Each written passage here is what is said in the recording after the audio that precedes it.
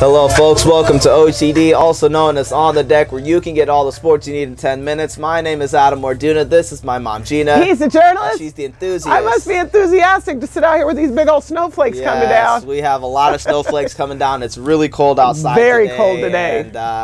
And it's cold enough to be snowing. How about that? Yeah. I don't have any explanation for my eyes watering, my nose running. I'm like, woo, we are dedicated. Snowing outside here. And so we want to talk about our weekly sports update. There's been a lot of stuff. A lot of sports this week. First off, let's talk about some Royals news that happened on Sunday. Sad news. The Kansas City Royals lost their ace pitcher, Yordano Ventura, at such a young age. He was cut down in his prime, really, at age 25, back home in the Dominican Republic. He was at home visiting family, and he got into a car wreck that killed him. And we're all saddened here in Kansas City. The whole week, everyone's been mourning, saddened, and just trying to figure out how to move on from such a great person that he was and what he brought to the Royals and to the city. And we're just really sad for him and his family, and we just want to pay our respects to him, and we just say we miss him, and we hope that everyone can just embrace what he brought to us, and just hopefully we can move on and have a good season in remembrance of him. And so we just want to say rest in peace, Yordano Ventura. Ace Ventura nickname was Ace Ventura. So, well, and also this week and other news, and by the way, I just want to add to that, you're 26. Yes. Yordano's 25. I saw they give the birth dates and the death dates. He was born in 91. You were born in 90. And as a mom, it just broke my heart. I cried like everyone else around here did. It's just, you don't want to see anybody's life cut short in a car accident, but this was a baby. And so I just send my most sincere condolences to his family, especially his mother. I just heartbroken. It's really sad. It is sad. Yes. Well, give you a little touch. All right. Well, now let's move on, because there's other bad news. Depends on how you look at it. Right. There's some Usain Bolt news. Yes. And it's bad if you're a Usain fan and he's got you fooled thinking he's the greatest, but it's good if you're us. Because Usain just lost one of his gold medals, so he no longer has the record for number of gold medals in track at an Olympics, because he went from 9 to 8, because one of his buddies, from 9 to 8, how do you do 8? There you go, from 9 to 8, because one of his buddies on the 4x1 got busted, tested dirty. Yes. And guess what, Usain? It's just a matter of time, my friend. They're going to find you. Whatever Jamaican yams you think you're hiding from people, they will find it. Eventually, it's going to come out. So this one wasn't him, right, but because he was a part of the 4x1 team and the guy was juicing on the 4x1, he lost one of the gold medals. Get ready to say goodbye to all of them. You want to kiss that one goodbye, and get ready to say goodbye to the rest. Say this wasn't from this past Olympics. No, it's from the 08 Beijing Olympics. In the Beijing Olympics. But doesn't matter. That's the point, is that his teammates, including him, were cheating, and that's what happened. And so it's only a matter of time, just like you said before, more comes out, and they're going to protect him more than they will the others. And that's just kind of what we're coming to, as we know that he's the face of Jamaica. It's like Jenga. One block comes out, eventually the tower is coming down. And they're going to do everything they can to protect him. But we all know what's really going on. We broke the story first. Go back to our YouTube page. Back in the spring. Check out all of our older OTDs, and you will see we were the first to break it. We have been calling this from day one. And so when we saw the scroller yesterday, I don't say we were jumping for joy, but we were just sitting there saying, we told you so, we told you so, we told you so. And so, again, it wasn't him. It wasn't him. It was one of his teammates. And like you said, it's just a domino effect. It is. It's like Jenga. We will see what happens here coming up. They may not get it today or tomorrow or the next day, but just like it happened in 08, it will come out in a couple of years that Usain Bolt was doing something dirty. And in our humble opinion. There you go, in our humble opinion. What else you got? What else happened this week? Well, we do have the Australian Open going on, and so this is big news, because you have Venus and Serena, Rafa Nadal, and you've got, now I can't think. Roger Federer, yes.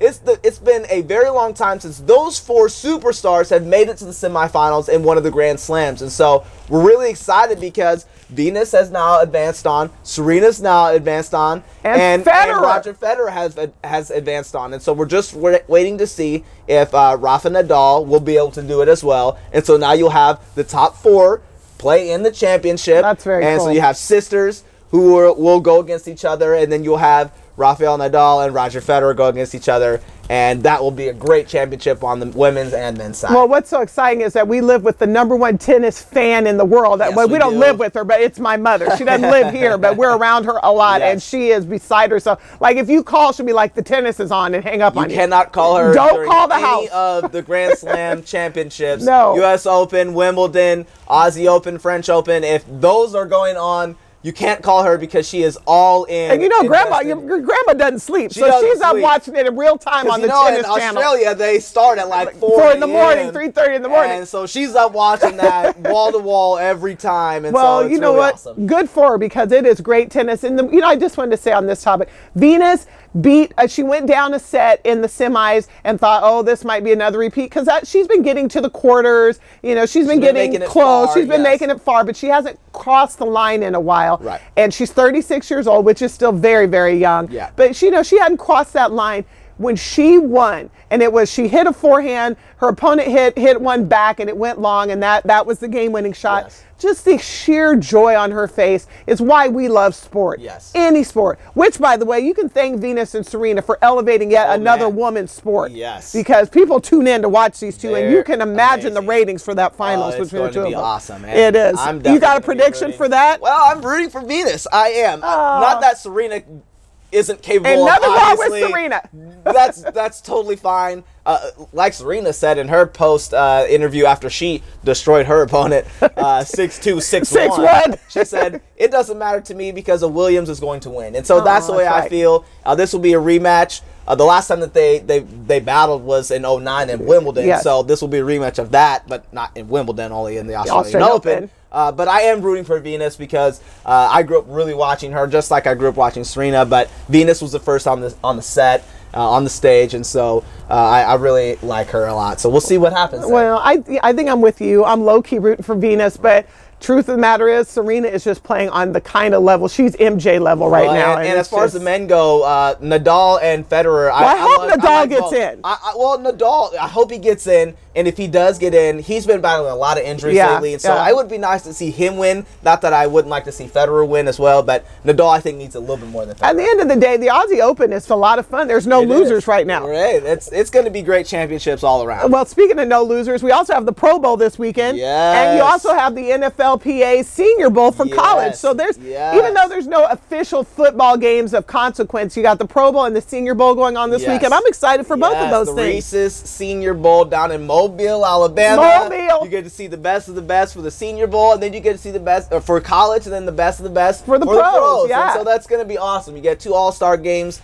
this weekend for football, so we're really excited about that. The Chiefs have a lot of players. Now the roster changes. Yeah, the roster people change, can't go or whatever, but we're getting more guys, it seems like, every day going. So that tells you how good the Chiefs were this year. Correct. Andy Reid's coaching again.